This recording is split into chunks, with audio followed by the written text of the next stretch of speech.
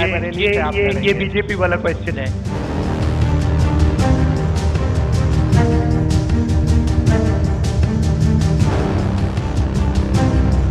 हम जानते हैं कि 26 तारीख के बाद राहुल गांधी यहाँ आएंगे।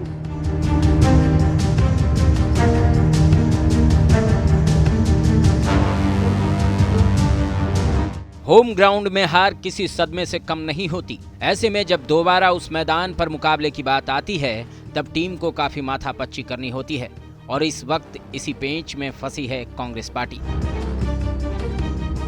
सवाल वही पुराना कि अब तक कांग्रेस ने अमेठी और रायबरेली से प्रत्याशियों का ऐलान क्यों नहीं किया। क्या अमेठी से राहुल गांधी चुनाव लड़ेंगे? क्या रायबरेली से प्रियंका राजनीति का डेब्यू करेंगी? इस सियासी खींचतान के बीच एक बयान भी सामने आया।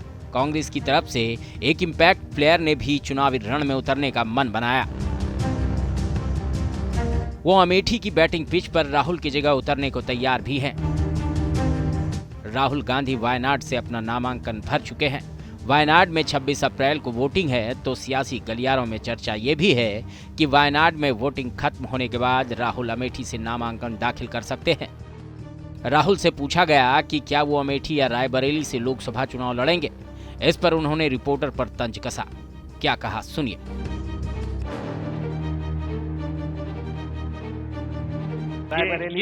ये बीजेपी वाला क्वेश्चन है। पत्रकार का सवाल। पहले opening ball BJP question. Very good, शाबाश। जो भी मुझे ऑर्डर मिलेगा मैं वो करूंगा। सीईसी मीटिंग हमारी पार्टी में सीईसी मीटिंग्स में ये डिसीजन लिए जाते हैं। वो अमेठी जो कांग्रेस की पारंपरिक सीट रही है, वो अमेठी जहां से राहुल गांधी को सबसे बड़ा सियासी झटका दिया गया। अमेठी में राहुल बनाम स्मृति का सियासी मुकाबला 1-1 की बराबरी पर चल रहा है।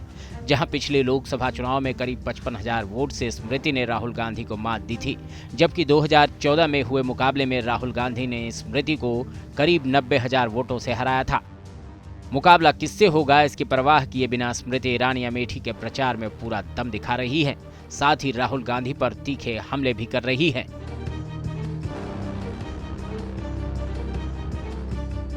हम जानते हैं कि 26 तारीख के बाद राहुल गांधी यहाँ आएंगे।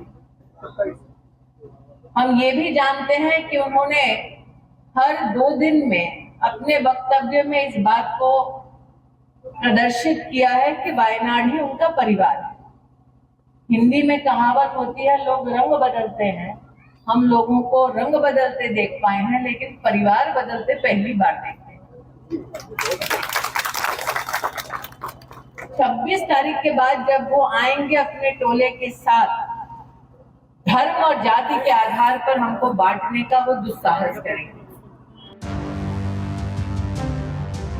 अमेठी जैसी सीट पर भले ही राहुल गांधी पिछला चुनाव हार गए हों, लेकिन कांग्रेस जानती है कि अगर अमेठी के रण में राहुल उतरते हैं तो पूरी हिंदी पट्टी में एक बड़ा संदेश जाएगा। इसीलिए स्मृति ईरानी राहुल पर देश विरोधी होने तक का आरोप लगा रही हैं। मुझे इस बात का कष्ट हुआ कि यह अमेठी जो संतों की भूमि है, ये अमेठी जो सनातनियों की भूमि है, और यही अमेठी जिसमें हर वर्ग के, हर समाज के व्यक्ति ने 1857 हो या राष्ट्र के चेतना को जगाने के लिए स्वतंत्रता का संग्राम हो, हर वर्ग ने अपनी आहुति दी है, हर समाज के व्यक्ति ने आहुति दी है। ऐसे क्षेत्र में एक ऐसा प्रतिनिधि हुआ करता था जो भारत के टुकड़े होने जैसे नारे का भी समर्थन कर चुका है। वैसे राहुल का अमेठी के मैदान में उतरना जरूरी और मजबूरी दोनों है। अगर राहुल अमेठी छोड़ते हैं तो इससे यूपी के साथ ही आसपास के दूसरे राज्यों में भी नकारात्मक संदेश जाएगा। यही वजह है कि यूपी के तमाम कांग्रेस नेता लगातार राहुल से अमेठी में चुनाव लड़ने की अपील कर रहे हैं। ऐसे में सवाल ये भी है कि राहुल गांधी वायनाड में चुनाव होने के बाद अमेठी में सस्पेंस खत्म करेंगे। वायनाड सीट पर 26 अप्रैल को दूसरे चरण में वोटिंग होनी है, जबकि अमेठी में मतदान 5वें चरण में होगा। 5वें चरण की सीटों पर नामांकन की प्रक्रिया 26 अप्रैल से शुरू होकर 3 मई तक चलेगी, यानी कांग्रेस के पास वक्त है। ऐसे में अमेठी और रायबरेली को लेकर वो जल्दबाजी के मूड में नहीं है। ये बीजेपी वाला क्वेश्चन है।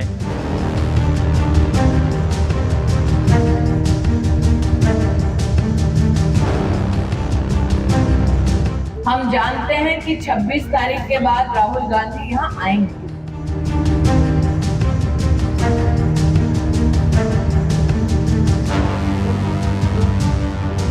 होम ग्राउंड में हार किसी सदमे से कम नहीं होती। ऐसे में जब दोबारा उस मैदान पर मुकाबले की बात आती है तब टीम को काफी माथापच्ची करनी होती है और इस वक्त इसी पेंच में फंसी है कांग्रेस पार्टी। सवाल वही पुराना कि अब तक कांग्रेस ने अमेठी और रायबरेली से प्रत्याशियों का ऐलान क्यों नहीं किया। क्या अमेठी से राहुल गांधी चुनाव लड़ेंगे? क्या रायबरेली से प्रियंका राजनीति का डेब्यू करेंगी? इस सियासी खींचतान के बीच एक बयान भी सामने आया। कांग्रेस की तरफ से एक इंपैक्ट प्लेयर ने भी चुनावी रण में उतरने का मन बनाया। वो अमेठी की बैटिंग पिच पर राहुल की जगह उतरने को तैयार भी हैं। राहुल गांधी वायनाड से अपना नामांकन भर चुके हैं। वायनाड में 26 अप्रैल को वोटिंग है, तो सियासी गलियारों में चर्चा ये भी है कि वायनाड में वोटिंग खत्म होने के बाद राहुल अमेठी से नामांकन दाखिल कर सकते हैं।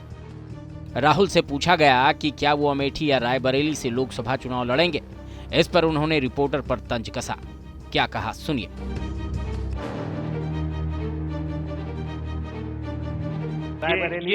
ये बीजेपी वाला क्वेश्चन है। पत्रकार का सवाल। पहले opening ball BJP question. Very good, शाबाश। जो भी मुझे ऑर्डर मिलेगा मैं वो करूंगा। सीईसी मीटिंग हमारी पार्टी में सीईसी मीटिंग्स में ये डिसीजन लिए जाते हैं। वो अमेठी जो कांग्रेस की पारंपरिक सीट रही है, वो अमेठी जहां से राहुल गांधी को सबसे बड़ा सियासी झटका दिया गया। अमेठी में राहुल बनाम स्मृति का सियासी मुकाबला 1-1 की बराबरी पर चल रहा है, जहां पिछले लोकसभा चुनाव में करीब 55,000 वोट से स्मृति ने राहुल गांधी को मात दी थी, जबकि 2014 में हुए मुकाबले में राहुल गांधी ने स्मृति को करीब 90,000 वोटों से हराया था। मुकाबला किससे होगा इसकी परवाह किए बिना स्मृति ईरानी अमेठी के प्रचार में पूरा दम दिखा रही है, साथ ही राहुल गांधी पर तीखे हमले भी कर रही है।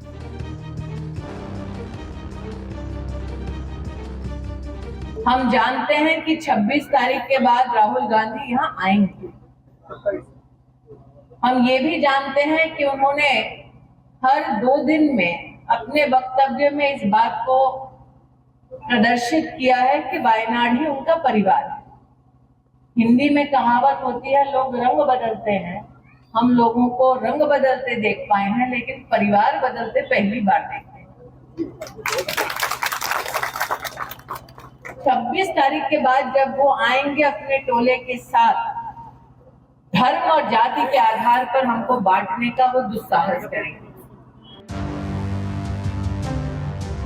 अमेठी जैसी सीट पर भले ही राहुल गांधी पिछला चुनाव हार गए हों, लेकिन कांग्रेस जानती है कि अगर अमेठी के रण में राहुल उतरते हैं तो पूरी हिंदी पट्टी में एक बड़ा संदेश जाएगा।